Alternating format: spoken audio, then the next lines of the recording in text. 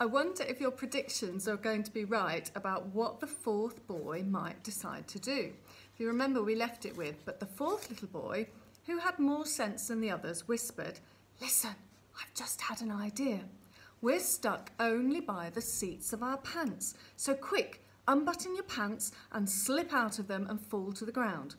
Mr. Twit reached the top of the ladder and was just about to make a grab for the nearest boy when they all suddenly tumbled out of the tree and ran for home with their naked bottoms winking in the sun. Now for the monkeys. The 4 monkeys in the cage in the garden were all one family. They were Mugglewump and his wife and their 2 small children. But what on earth were Mr. and Mrs. Twit doing with monkeys in their garden? Well, in the old days, they had both worked in a circus as monkey trainers. They used to teach monkeys to do tricks and to dress up in human clothes and to smoke pipes and all the rest of that nonsense. Today, although they were retired, Mr. Twit still wanted to train monkeys. It was his dream that one day he would own the very first great upside-down monkey circus in the world. That meant that the monkeys had to do everything upside down. They had to dance upside down on their hands with their feet in the air. They had to play football upside down. They had to balance one on top of the other upside down with Mugglewump at the bottom and even the smallest baby monkey at the top. They even had to eat and drink upside down, and that's not an easy thing to do because the food and water has to go up your throat instead of down it. In fact, it's almost impossible, but the monkeys simply had to do it, otherwise they got nothing. All this sounds pretty silly to you and me. It sounded pretty silly to the monkeys too.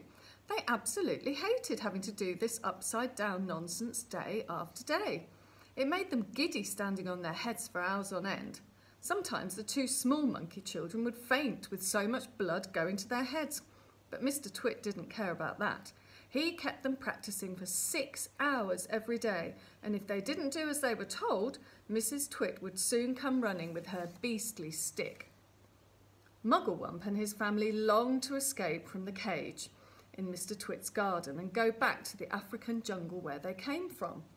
They hated Mr. and Mrs. Twit for making their lives so miserable. They also hated them for what they did to the birds every Tuesday and Wednesday.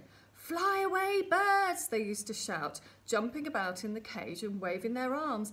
"Don't sit on that big dead tree. It's just been smeared all over with sticky glue. Go and sit somewhere else." There they are, look, in their cage. Poor little things. And there's the birds. They're trying to alert the birds to the sticky glue.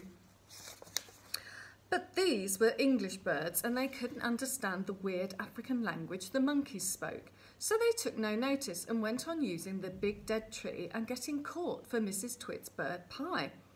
Then one day, a truly magnificent bird flew down out of the sky and landed on the monkey cage.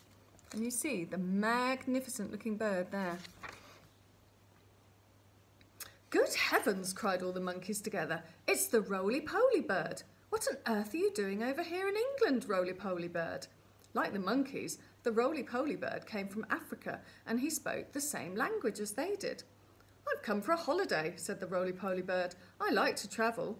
He fluffed his marvellous coloured feathers and looked down rather grandly at the monkeys.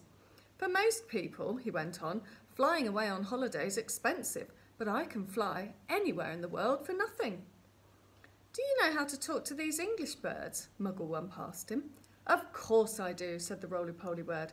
"It's no good going to a country and not knowing the language."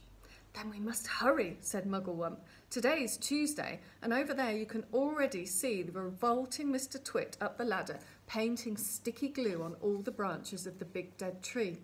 This evening, when the birds come in to roost, you must warn them not to perch on that tree, or they'll be made into bird pie."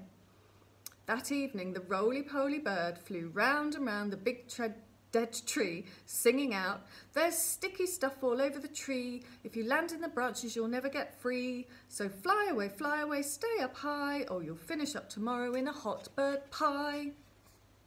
The next morning, when Mr. Twit came out with his huge basket to snatch all the birds from the big dead tree, there wasn't a single bird on it. They were all sitting on top of the monkey cage. The roly-poly bird was there too, and Mugglewump and his family were inside the cage, and the whole lot were laughing at Mr. Twit. Mr. Twit wasn't going to wait another week for his bird pie supper. He loved bird pie. It was his favourite meal.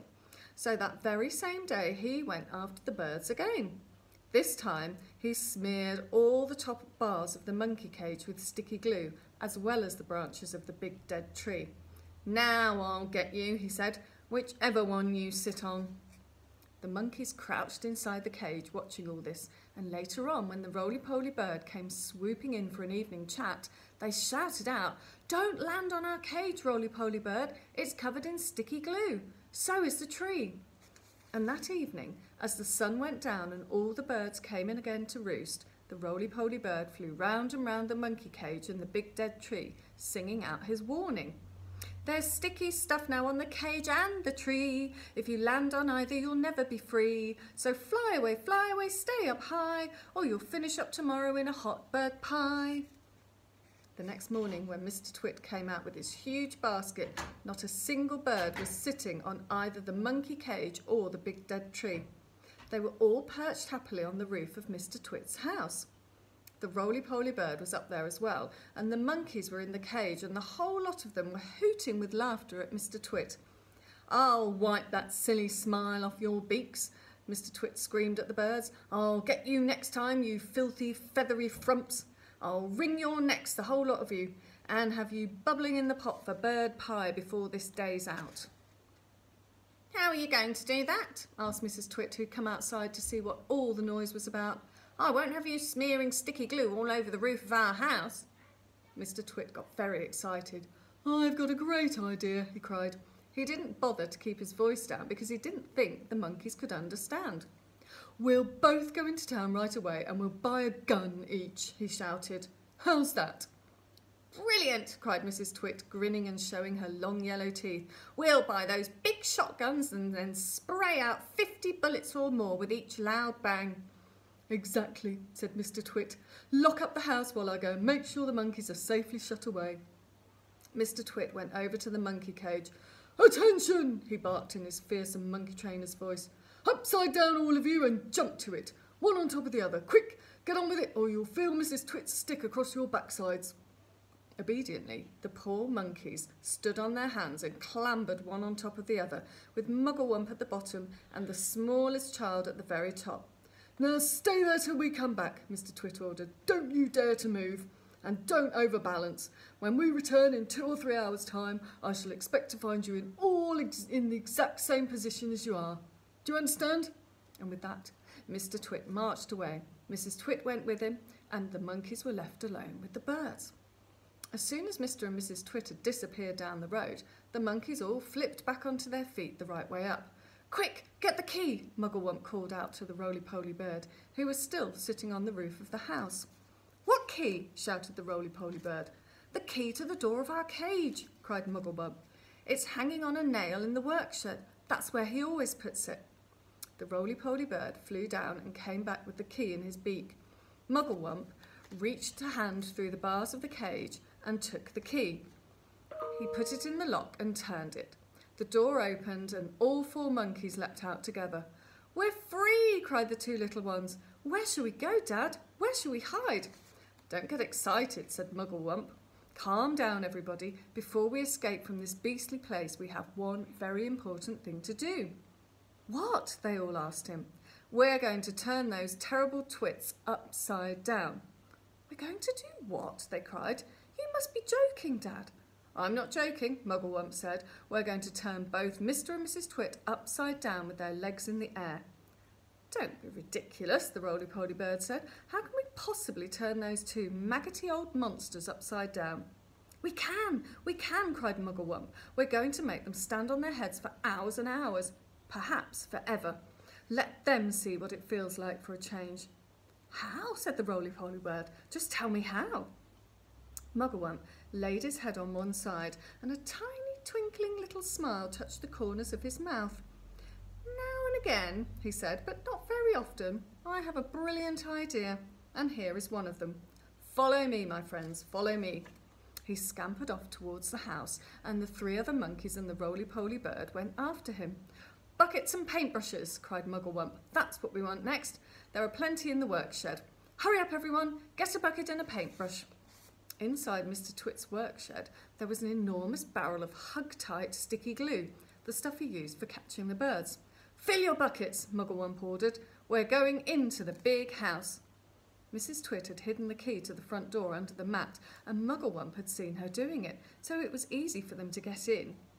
In they went, all 4 monkeys with their buckets of sticky glue, and then came the roly-poly bird flying in after them, with a bucket in his beak and a brush in his claw. And there they are, going into the house.